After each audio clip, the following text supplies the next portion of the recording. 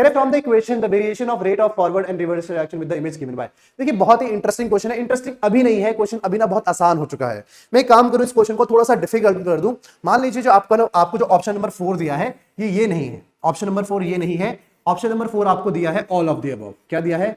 All of the above. तब आपका answer क्या होगा? खैर आप अब तो खैर इसका आंसर बता ही देंगे, अब तो आपका आंसर बता ही देंगे।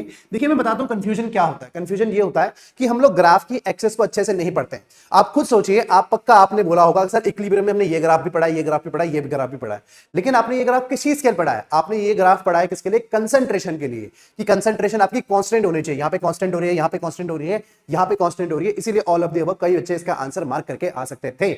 लेकिन आप ध्यान रखिए इक्विलिब्रियम में किस चीज का ग्राफ दिया है बेटा? ये दिया आपको रेट ऑफ रिएक्शन का ग्राफ। किसका दिया है?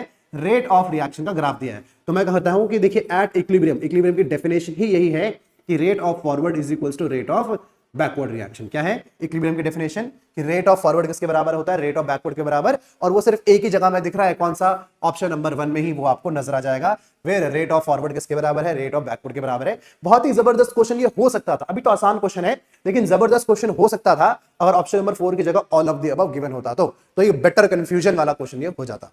बिल्कुल सही बात है भाई, समझ में आती है? Yes, hands up.